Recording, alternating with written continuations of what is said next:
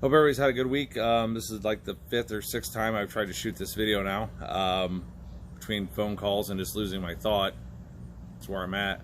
I haven't shot a video in a while. I work a lot. I've said that before, and YouTube's not a priority to me, but you know, I'll do a review here and there. Anyway, so I got a Black Bay 41. I didn't want the new 41 blue that I really liked.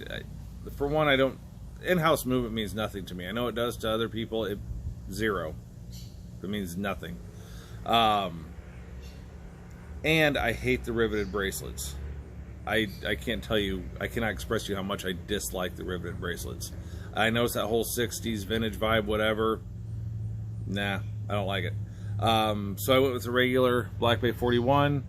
I bought it used. It did not come with the bracelet, the Tudor strap. So it does have the bracelet, and I like these Armilla straps, and I think the green goes nice with the black face.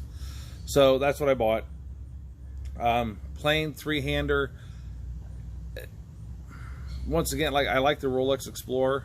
I like it a lot. Is this a replacement for it? No, to me, kinda, because I don't want anything on my wrist that says Rolex. I just don't, especially in my job. When you do, depending on your clientele, let's say, when you do sales for a living, I don't like stuff that draws that much attention. And most people don't notice, but you know, I'm sitting down at desks with clients or whatever, and they are close enough to see what I'm wearing, and I don't want any of that. So anyway, I really like the Black Bay. The case work is really nice on it. I'll do that in a little bit. We'll flip the video. I'm gonna try something new. I'm gonna try this whole little editing software I got. So I like the case finishing. I like the bracelet. I like that it doesn't say Rolex, and it kind of gives me that vintage Explorer look that I like, the aesthetic that I like. But it doesn't have the, you know, like I said, it doesn't have Rolex. And 41 millimeters, so at a distance, you know, everything looks bigger when people Instagram it or whatever. This is how big it looks on my 7¼ inch wrist on this strap at an actual realistic distance.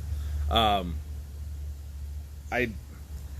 don't think I'd want any smaller. I looked at the 36, and that's too small to me. I'd buy a 36 for my wife maybe, but not for me. But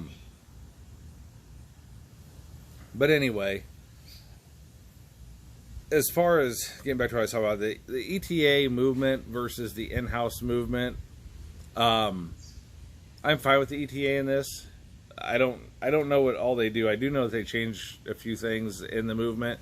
I do know it's regulated to 5 positions, and I do know that over the course of roughly 4 weeks, this watch has been about ±2, give or take. And that's me wearing it every day, and it rests on its back at nighttime in my watch case. So I can't ask for better accuracy than that. And I check it against my Citizen. I never did a video on this watch. I don't think it's a AT4000, or it's a AT4008-51E. So it's a, you know, solar and atomic, and that thing's always on with my phone or my computer. So that's what I just set my wristwatches by. And like I said, right this morning I was +2 seconds from that, and it's been almost a month. So as far as that goes, I couldn't ask for anything better, especially for the money. I didn't pay, like I said, I bought it used. I paid nowhere near retail. It came with box, papers. It was purchased originally at an AD. I have the stamped warranty card for that. The other thing I didn't get was the NATO, like I said, which I don't know if I really like the camo NATO anyway, so it doesn't really matter.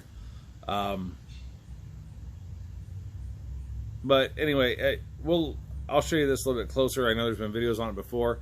I think if you want something that's more higher end-ish, as far as the case finishing, I think Tudor's a good way to go. If you don't, like people call it stealth luxury or whatever, I don't really consider, this is like entry level to me. I know to a lot of people it's high end. It depends on what your budget is. It depends on what kind of money you want to spend on something. And it is your money, like I said before. Buy what makes you happy, not what you think other people are going to be impressed by. Because if you're doing that, as I've said before, if you're buying watches to impress other people, self-esteem issues, you need to work them out.